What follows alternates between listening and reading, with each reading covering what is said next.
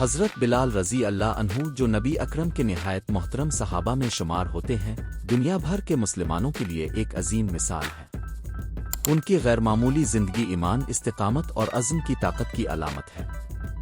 جیسے جیسے ہم ان کی حیرت انگیز کہانی میں داخل ہوں گے، ہمیں ان کی اسلامی برادری کے لیے عظیم خدمات اور ان اقدار کا پتہ چلے گا جن کی وہ نمائندگی کرتے ہیں۔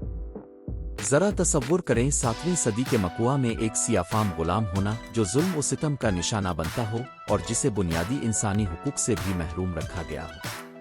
یہ وہ سخت حقیقت تھی جس کا حضرت بلال رضی اللہ عنہ کو سامنا تھا، لیکن انہوں نے ہار نہیں مانی۔ غلامی میں پیدا ہونے والے حضرت بلال رضی اللہ عنہ کو ان کے مشرک آقا امیہ بن خلف مسلسل اذیت دیتے تاکہ وہ اسلام چھوڑ دیں، لیکن اس ظلم کے باوجود حضرت بلال کا ایمان مزید مضبوط ہوتا گیا اور وہ ہمیشہ "او اللہ ایک ہے، اللہ ایک ہے" کے الفاظ دہراتے رہے۔ اس دور کے معاشرتی اصول نہایت ظالمانہ تھے، جہاں غلامی اور نسل پرستی عام تھی۔ لوگ اپنی رنگت، سماجی حیثیت اور پیشے کی بنیاد پر پرکھے جاتے تھے۔ حضرت بلال رضی اللہ عنہ کی جدوجہد صرف اپنے مالک کے خلاف نہیں تھی، بلکہ اس سماج کے خلاف بھی تھی جو انہیں کمتر سمجھتا تھا۔ لیکن وہ ثابت قدم رہے اور ان کے غیر متزلزل ایمان نے بالآخر ان کی آزادی کا راستہ ہموار کیا۔ ایک حیرت انگیز موڑ اس وقت آیا جب نبی اکرم کے قریبی ساتھی حضرت ابو بکر صدیق رضی اللہ عنہ نے حضرت بلال رضی اللہ عنہ کو خرید کر آزاد کر دیا، کیونکہ وہ ان کے پختہ ایمان اور صلاحیتوں سے بخوبی واقف تھے۔ آزادی کے بعد حضرت بلال رضی اللہ عنہ کی زندگی کا ایک نیا باب شروع ہوا اور وہ ابتدائی مسلم برادری کا ایک اہم حصہ بن گئے۔ وہ اسلام قبول کرنے والے اولین افراد میں شامل تھے اور دین کی تبلیغ میں اہم کردار ادا کیا۔ حضرت بلال رضی اللہ عنہ کی غلامی سے نبی اکرم کے محبوب ساتھی بننے کا سفر ایمان کی قوت کا جیتا جاگتا ثبوت ہے۔ وہ کئی اہم اسلامی واقعات جیسے غزوہ بدر اور فتح مکہ کے گواہ رہے۔ ان کا نبی اکرم کے ساتھ تعلق محبت اور احترام پر مبنی تھا اور نبی انہیں "میرے محبوب بلال" کہہ کر مخاطب کرتے تھے۔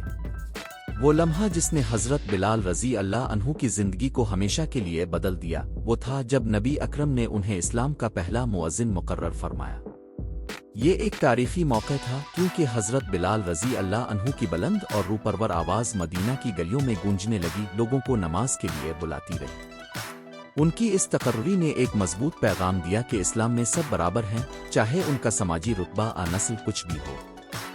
بطور مؤذن حضرت بلال رضی اللہ عنہ کی دلکش آواز مدینہ کے باسیوں کو جگاتی اور اللہ کے حضور سجدہ کرنے کی یاد دلاتی۔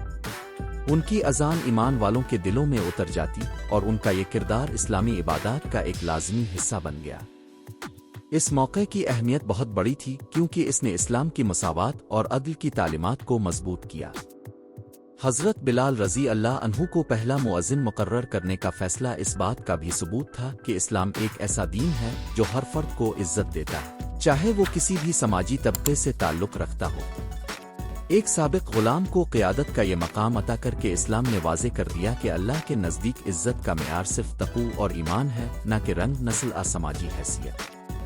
حضرت بلال رضی اللہ عنہ کی زندگی ہمیں ایمان، استقامت اور مساوات کی اقدار یاد دلاتی ہے، جو اسلام کا بنیادی پیغام ہے۔ ان کی کہانی ہمیں ناانصافی کے خلاف کھڑے ہونے، مشکلات میں ثابت قدم رہنے اور اس حقیقت کو یاد رکھنے کی ترغیب دیتی ہے کہ اللہ کے نزدیک تمام مومن برابر ہیں۔ شکریہ دیکھنے کے لیے۔ حضرت بلال رضی اللہ عنہ کی حیرت انگیز زندگی پر اپنے خیالات کا اظہار نیچے کمنٹس میں ضرور کریں۔ اگر آپ اسلام کی مزید بااثر شخصیات کے بارے میں جاننا چاہتے ہیں تو ہماری اگلی ویڈیو ضرور دیکھیں۔